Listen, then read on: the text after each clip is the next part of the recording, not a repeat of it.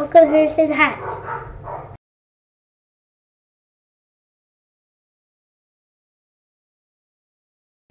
Hey guys, welcome back to Harrison Hacks. Today I'm excited to announce the release of my Sega Classic PC Edition. If you guys are familiar with my channel, I've released quite a few Classic Editions for the PC in the past, and I wanted to do a Sega one. I was going to do a Sega Genesis by itself. I was going to do a Sega 32X by itself, and I was like, you know what?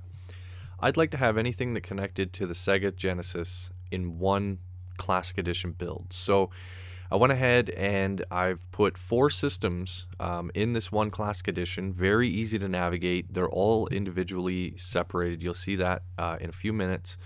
And basically we're getting the Sega Master System, the Sega Genesis, the Sega 32X, and the Sega CD. So here's what we're going to do. We're going to go ahead and get us up and running. So let's get started. The first thing you're going to want to do is just go to the link in the description, and it's going to take you to download the Sega Classic PC Edition link.txt. So you're not going to have this folder or these zip files just yet.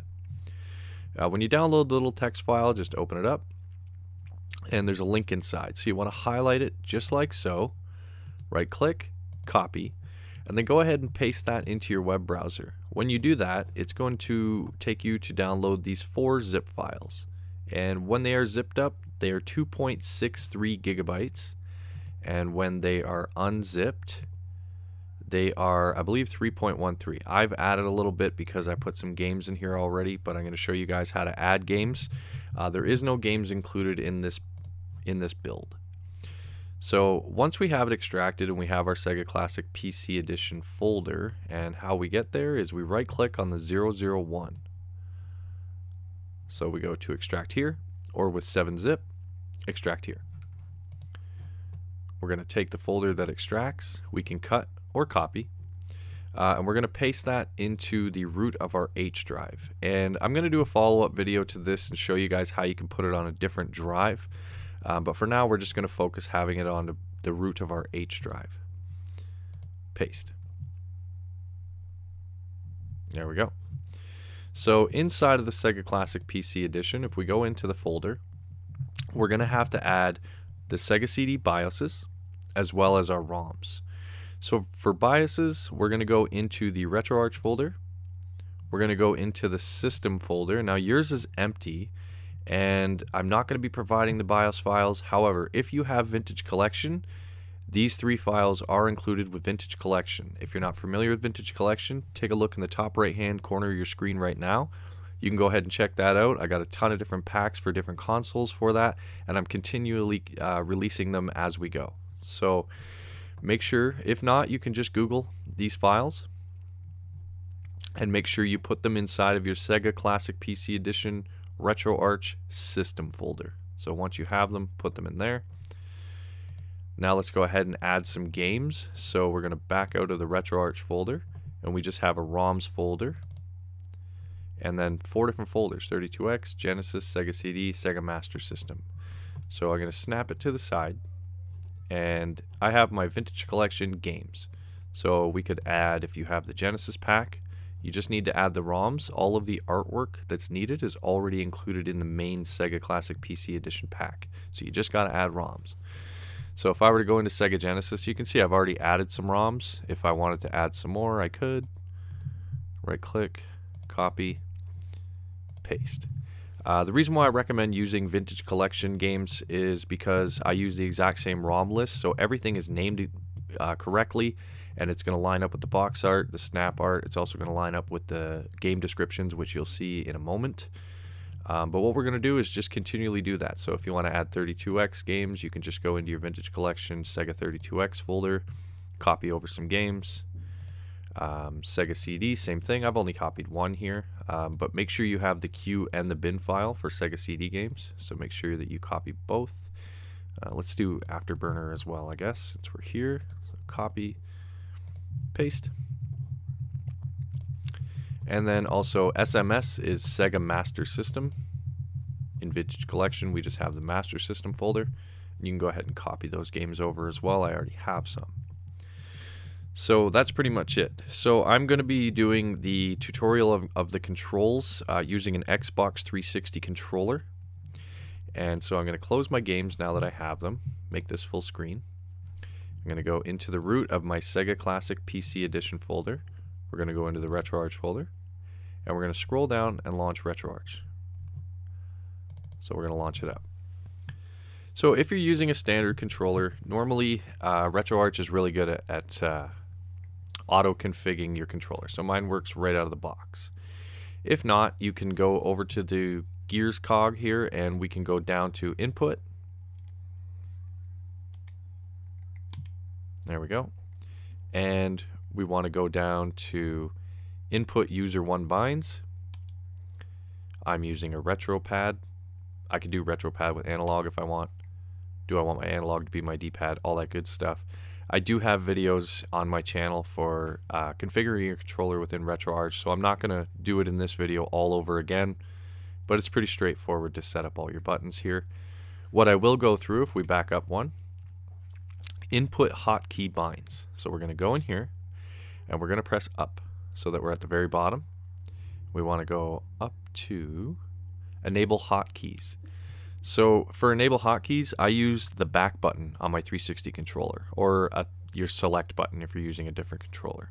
So I'm going to press enter, and I'm going to press my back button. Next thing we want to do is scroll up to Quit RetroArch. So for this, I'm going to use down on my D-pad. So I'm going to press enter, press down on my D-pad. The reason why I use this combination is it's the same as the NES and SNES classics. If you press select and down, it's going to take you back to the main menu, and you could play another game. But you can add more if you want to, you know, load state, save state, all that good stuff. You can add more. You would hold select, and then whatever button you configure for each, well, that's going to work too. So let's back out of RetroArch now that we have all of that set up. So we'll go to Quit RetroArch, press enter. There we go. And we're going to back up a folder. And let's go ahead and launch this up. So you can see Sonic running across the top there. So let's configure our controls within Attract mode here. So let's press tab on our keyboard. And we're going to go up to Controls. We're going to press enter. And we're going to go all the way up to back exit. So we're going to press enter. So I already have keyboard buttons configured in here. Do not remove them. I would recommend not removing them. They're great to have just in case you use a different controller in the future, or your controller is seen as something different in Windows. It's happened to me. Instead of Joy 0 to be Joy 1 or Joy 2, and then I lose my functionality. I have to do this all over again. So try and keep those inputs. We don't want to remove any. We just want to add some. So if we go to add input, we're going to press enter, and I'm going to use the Y button on my 360 controller, and if I press Y, it's going to back me up. So for up, down, left, and right, we're going to do our D-pad, but if you want to use your analog stick, that's totally up to you. I'm going to go to add input, press enter, and press up. And we'll go and do down, so add input, press enter, down. Let's do it for left, enter left. Right. So where it says select, this is actually to launch games or to choose things. So we're going to use our start button. So I'm going to go to add input, press enter, and I'm going to press start. So now we can use our controller for the rest of the setup. First one we want to go to is previous display, press start, go to add input, press start, and use your left bumper or your left trigger, whichever you prefer. We'll press Y to back up. For next display, we're going to press start, add input, press start. I'm going to use my right bumper, but you can use your right trigger if you so choose. And we'll back up. We're going to come all the way down to custom 1. We're going to press start, and then we're going to use the B button on our controller. So we're going to add input, press B. For custom 2, we're going to use the A button on our controller, add input, press A. For custom 3, we're going to use the back button on our controller, or your select button, depending on what controller you're using. So add input, I'm going to press my back button. And custom 4 is for searching, so we're going to press start, and we're going to use the X button. So add input, X. And that's pretty much it. Our controls are all configured. And now we can go through the systems. So I do want to say that this theme was initially created by Dave Barcy. I always want to give a shout out to anyone who, if I'm using their stuff, even if I've modified it, they created it. It was then modified by Caminiti45. He did a great job modifying Dave Barcy's theme. And then I've gone through and modified it myself so that it's a little bit different and it's going to work for what we need. So let's go up first. So if you want to see your list of systems, you can press your back button or your select button when you're on the systems wheel, and you can pick a different system or you can exit attract mode. So I'm just going to stick where I am, press start. For config, we can press the back button. We can get into our configurations. I'm going to press Y to back out of this. For filters, so this is if you add favorites. If you've got the whole collection of Sega Genesis games, Sega Master System games, whatnot, you can add favorites for different consoles. So let's say I wanted Alex Kidd. I'm going to press my back button, added to favorites. And if I want Alf, I'll press my back button, added to favorites. If we come up to filters and we press B, it just shows my favorites, nothing else. If I go to filters, I can go press B and we're back to all the games. So if you want to remove them from your favorites, we'll just go into my favorites and I'll press the back button on the game again, deleted from favorites and deleted from favorites. Back to filters, press B. So there we go. There's also mini snap. So if you want to go ahead and press B on there, you can get this little floating mini snap. If you want to have that the whole time, it'll keep switching video snaps.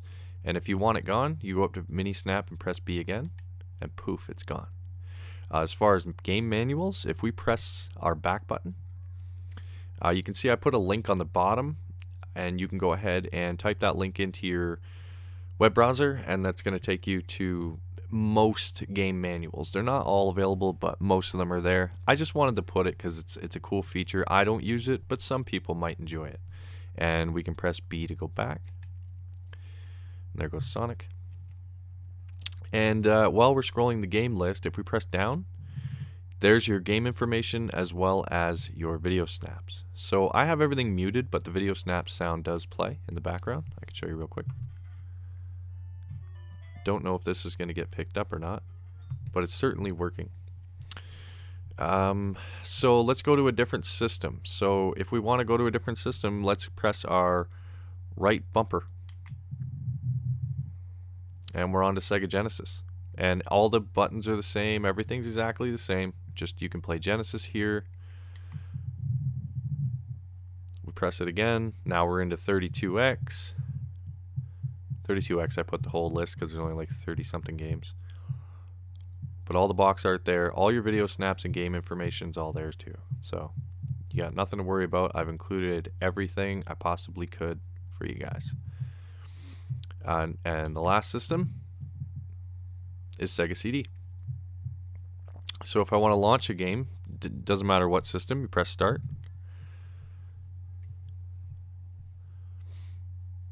And because we added those BIOS files, Sega CD will boot. If we didn't add those BIOS files, it wouldn't leave the menu in the Classic Edition. It would just stay there. So here we go. We're in game. I'm not going to get in game. I'm just going to show you guys that when we did those hotkey settings in RetroArch. So if I hold select and press down, I'm right back to the menu, and I can go ahead and play a different game, play a different console, all that good stuff. So, like I mentioned earlier in the video, I am going to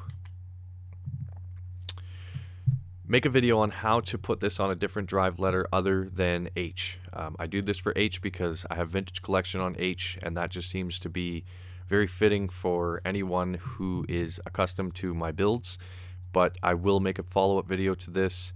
And also, if you guys want full game packs for all of these 4 systems, they are a patron only, and I understand, you know, if you don't have Vintage Collection and you only want these game packs, that you'd have to be a patron, you know, and it just supports my channel, and online storage isn't cheap, let me tell you. So that's why they are patron only. But if you have Vintage Collection, or you go ahead and get the Vintage Collection packs, you can go ahead and put all these games in there as well, just because everything's named correctly, and then your box art, video snaps, and game descriptions will all work as well. So That's pretty much it for this video, guys. I really appreciate you watching. Please hit that like button, subscribe to the channel. Consider supporting me on Patreon for as little as $1 a month. It really helps my channel grow. But most importantly, have a good day.